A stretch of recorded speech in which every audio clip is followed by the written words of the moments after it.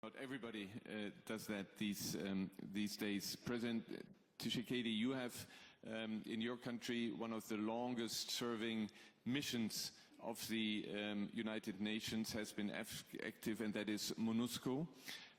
We see today that we again hear about a lot of violence there. Actually, it's a country, a region in crisis, with Goma being taken by force. When you look back at MONUSCO, what is your advice for future peacekeeping? How can the UN peacekeeping be more effective?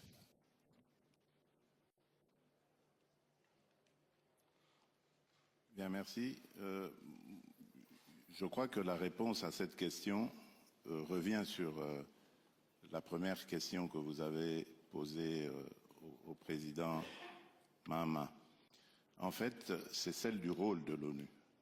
Si aujourd'hui mon pays a été attaqué de manière ostentatoire et que ça n'est pratiquement pas ému grand monde, ça veut dire que le droit international est totalement remis en cause. Comment se fait-il qu'un pays, l'intégrité d'un pays puisse être violée comme ça, ses habitants être massacrés, sans qu'il n'y ait de sanctions contre le pays qui en est responsable? Cela donc pose la question de l'Organisation des Nations Unies, qui pour moi est devenue une organisation à deux vitesses. And I think that puts the role of the United Nations into question, because it, I think, reacts in two speeds, in a way, in two ways, whether it is a weak country, a less privileged country or not. And I think that very much puts multilateralism into question. But coming back to your question, I think the entire multilateral system has to be rethought to make sure that a mission like the MONUSCO mission, usually we are talking about UN missions, that they have more ways to act, and that they can actually protect people on site, and that they can actually make sure that international law and international law is respected.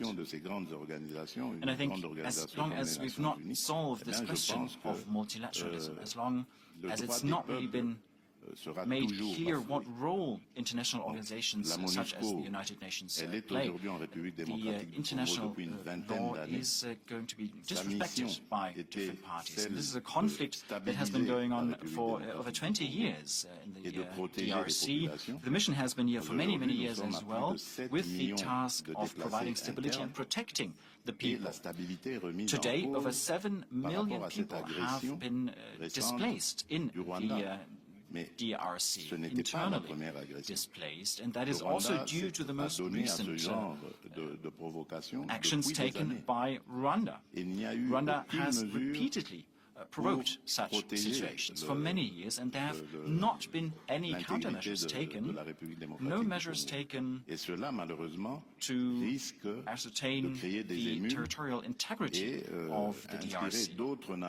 And that, of course, leads to reactions, and other countries might use that as a role model. It's a precedent that is created. Now, of course, it's a complex issue. The entire conflict itself is very complex, but I think we quickly have to tackle these issues, because in particular on our continent, on the African continent, this can set a precedent that can lead to more instability. UN missions with stronger mandates, which you get from a new composition of Security Council. Kaya Kallas. Thank you very much. My question goes to the two presidents, Excellency Mahama and Excellency Tshisekedi. And what we've listened today is that the global system, the international system is changing in contested ways. But at the end of the day, as a believer in multilateralism, there's consensus that there's need for strengthened multilateralism. So the question to you is, do you believe that regional organizations, as they are right now, whether it's EAC, SADC, or the African Union, have the credibility to help you or all of us address some of the challenges that we face? And are there complementarities with the UN, with the reformed UN system right now for that to be able to happen? Thank you. Thank you. You want to respond? Oui. En fait, j'ai toujours pensé que pour un continent comme l'Afrique, yes, I've always believed that for a continent like Africa, in order for such a continent or a country on that continent can integrate properly, for example, through a free trade zone, that almost all African countries now are part of such a free trade zone. In order to do that, first of all, it's important to work together with regional economic organizations, such as the West African Economic Organization.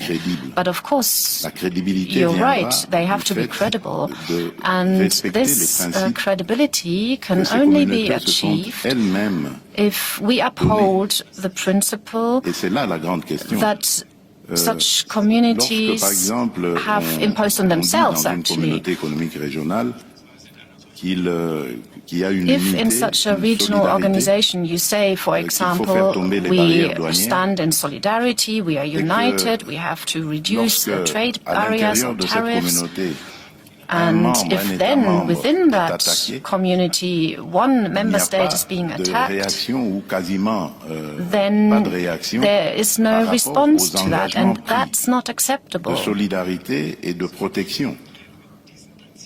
So the principles of solidarity and protection are not applied, and that's a problem if we end up with such a situation. And I believe that the credibility of regional economic organizations has a lot to do with upholding what they have imposed on themselves, or what they have agreed to themselves. And I believe that is the true question. Multilateralism, yes, I do believe in that too, as you've asked the question. But today, there's a lot of hypocrisy associated with that. So we do have certain agreements that we made, but they only apply to some who feel that they are untouchable. And if these obligations affect others who have the same rights, then these obligations are no longer complied with. And that's what we need to talk about. Edith Kimani, I'm from Kenya, and I'm also a journalist. My question is to President Tshisekedi, because you said that it's important to work closely with regional organizations, but they have to be credible. And at the same time, you've also, on many occasions, called onto the international community to say something about what's happening in your country. So the question is, do you not trust that the AU, SADC, the EAC are doing enough to resolve the situation in Eastern Congo? Mr. President. Vous avez parlé de l'Union africaine ou de l'Union européenne? Parce que j'ai cru que vous avez dit... You talked about the African Union, right? No, I think elle a parlé de l'Union africaine. AU, right? Oui. You talked about the African Union? La traduction Union européenne. Oui.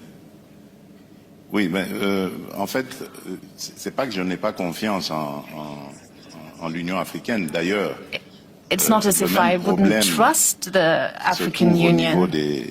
Des CER, des communautés économiques régionales, se pose. There is an issue with these regional economic organizations, and the same issue is one that we find with the African Union too. The worst is that the representatives of the African Union are non-permanent members of the Security Council of the United Nations, and that's a typical case that we are experiencing in my country at the moment. I'm surprised, actually, that there seems to be some kind of amnesia when it seems to be like that among the leading classes of Rwanda. Everyone can see how Rwanda's army has staged an invasion in our country, but here the minister says that they have not attacked us. So I believe they live in a different world. But let's come back to this crisis. There are three actors or three members that represent Africa in the Security Council. They are non-permanent members, and they are not able to come to a resolution that will ban the malignant acts of Rwanda against us. And there are members on the Council that block this resolution that could condemn Rwanda. So all day there's talk about unity of the African continent, solidarity and fraternity, but when concrete realities are concerned, we are not able to uphold these principles and to voice them. And that's the problem about multilateralism in Africa. That really is the big issue. And that's why it really affects the credibility of our organizations. We have to be honest about that. At the international level, there's similar hypocrisy. It's unfortunate that Mrs. Cullis had to leave, because in the European Union too, memorandum of understanding has been signed with Rwanda, a country that has no resources, no natural resources, and the memorandum says that you want to exploit natural resources, but the country doesn't have any, and the country is well known for exploiting its neighbor. Do you think that is normal? That's a huge hypocrisy, right? Luckily, this is now public knowledge and has led to a mass movement, and now pressure is being put on the European Union to change that. It's unfortunate that you're only asking this question now, because it would have been really interesting to hear the High Representative on that question. Ms. Mimefo, I am a journalist with the German broadcaster DW. Today we are having reports that the M23 rebels have taken over Bukavu, just at the airport in that strategic city.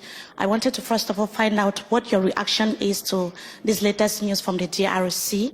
And the second question that I wanted to find out from you is, it seems like African regional bodies are failing, and even you are here abroad also trying to seek solutions to the situation in the DRC. Is it possible for you to have one-on-one discussions with the president of Rwanda to put an end to the conflict in the DRC, and what is stopping you from doing that? That's my first question, and the other question is to one question only. Okay, yes. Sorry. Je vais commencer par la dernière question sur les discussions avec le président du Rwanda. I'll start with the last question about talking with the president of Rwanda. Yes, we've done that on 15th of December. A peace agreement was supposed to be signed, or negotiations were supposed to take place, but he did not come. He attacked us, and he violated the integrity of our borders. And for this reason, the question should be posed to him.